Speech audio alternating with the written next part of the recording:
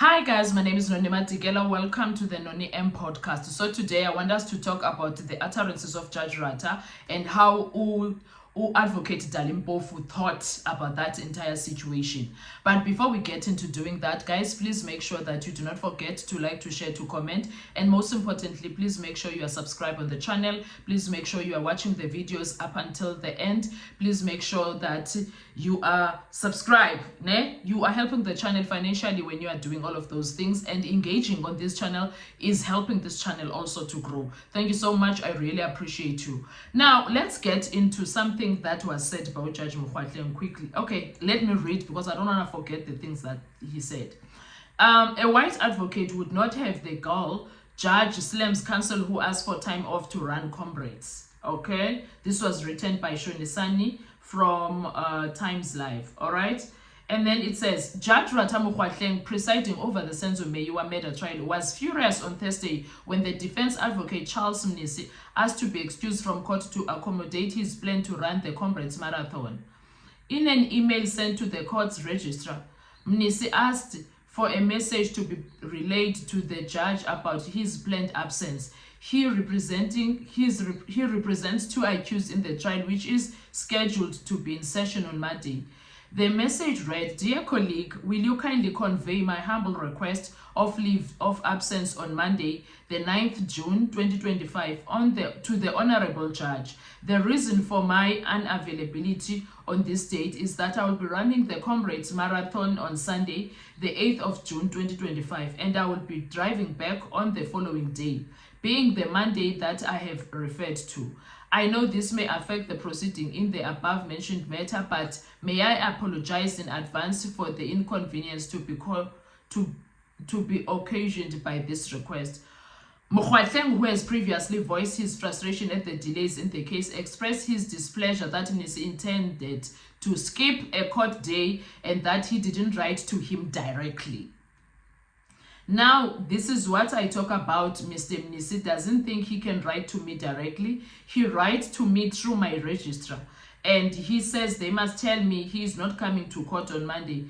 If Mr. Mnisi doesn't want to come to court on Monday, that's his business. I will be in court. And the JP expects me to be in court. I can't tell the JP somebody's going to run the marathon. So this case should stop. Everybody should watch the marathon, I suppose, he said. Mokgwatleng cited examples of other court officials, including judges who managed to run marathons without allowing their personal commitments to interfere with court proceedings. In this case, people are talking justice delayed, justice denied, 10 years to justice. The case is just dragging on. The family is distraught. The brothers, the relatives, even the accused themselves, they've been in custody for 2 to 3 years. And here, this stupid judge called Ratha Mokgwatleng, you think who must allow a person who's representing two of the accused time off to go and run a marathon? I must go and tell the judge president when the JP asked me, why were you not sitting? And the deputy judge president, why were you not sitting on Monday? No, I'm waiting for Advocate Mnisi to drive back to Johannesburg, to wherever, because he was running marathon. This is South Africa run by blacks. I can tell you now, even if you call me Uncle Tom, I don't think a white advocate can have a goal to ask me that. Never, he said.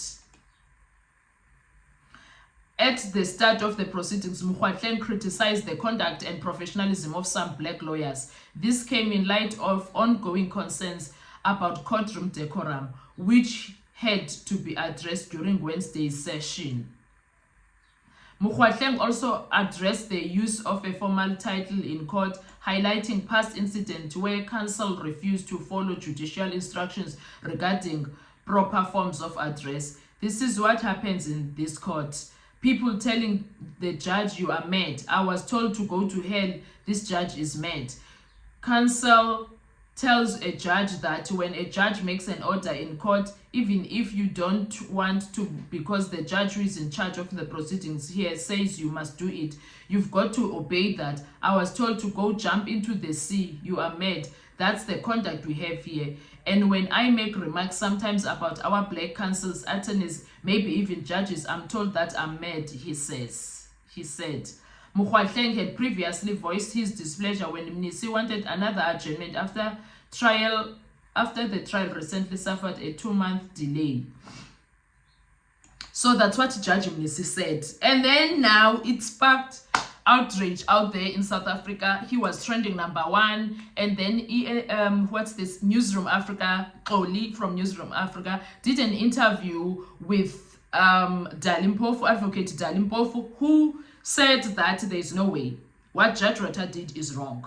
How he spoke to Mnisi is not exactly how he spoke. In fact, how he dealt with the situation of Mnisi is very wrong, because how else was Mnisi supposed to speak to him? I'm going to put that interview in this video, and then you guys are going to listen to it. I want to hear your views. Thank you so much. I will see you on our next video. Enjoy your day. Bye-bye. To help us understand how lawyers should conduct themselves and what sort of consequences are there for delinquent ones. And joining us for this conversation is Advocate Dali Mpofu. He's from the Pan-African Bar Association of South Africa. Advocate Mpofu, good evening to you. Thank you, as always, for talking to us. Let's put yourself in the shoes of Advocate Mnisi. Here you are, having trained. This is a hobby, as per the judge's words. Does he have permission to really go and run a marathon, given that we have been looking at a marathon trial and a family is seeking justice here? Would you go and run? Oli, I don't think that's really the point that we want to address as Pabasa. The issue really, I think there are two issues here. One is, and that's the issue that played itself out in court. And it was, how do you channel a request to a judge? And that issue was fortunately addressed by the other colleagues who appear in that matter. And I think they were able, fortunately, to educate the judge as to how that is done. You don't write to the judge directly. You do it via the registrar. And strangely, the judge found something wrong with that. And he wanted Advocate Mnisi to write to him directly. That's not done. I don't know how the judge doesn't know that. But then the second issue is about the remarks that he made about black lawyers. That is totally regrettable and unfortunate, and actually something to be condemned in the strongest possible terms.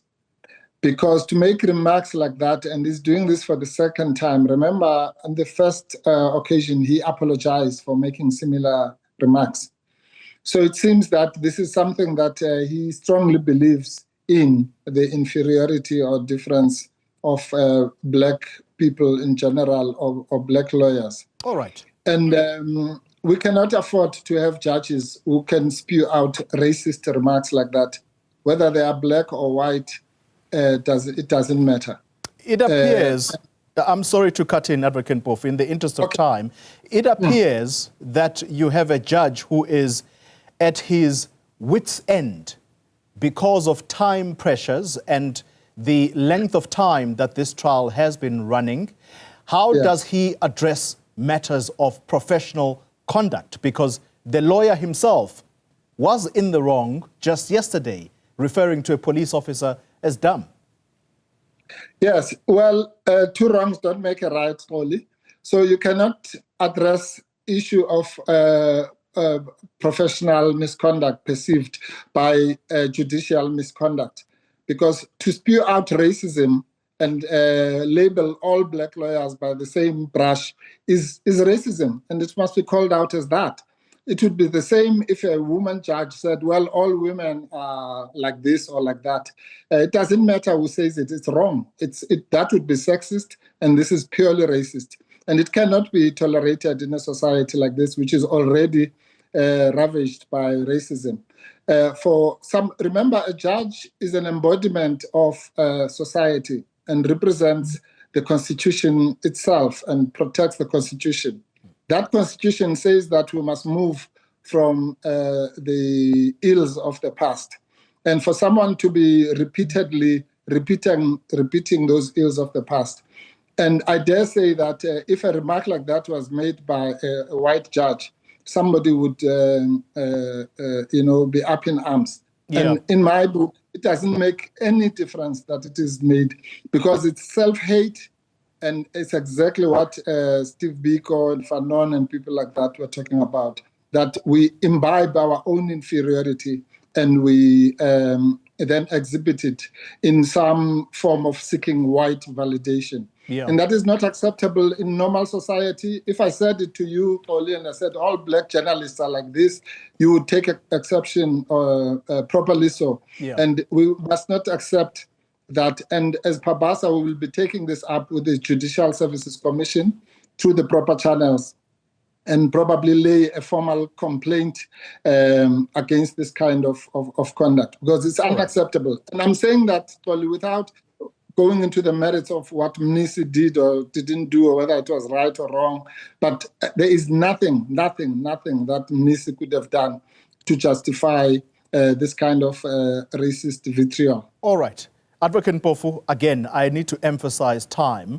I absolutely take your point, particularly with this country's history, racial history that we come from.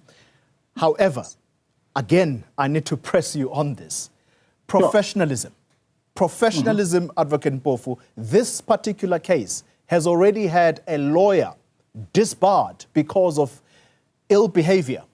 Now, you have another lawyer who uses words in court that clearly are not palatable, and now he wants to go and run a marathon as if to rub salt to the wound of families who've previously complained that we travel long distances from Durban to Pretoria to come and attend trial because we want to see ultimately what's going to happen here. Surely Advocate Mnisi cannot also walk scot-free on this one.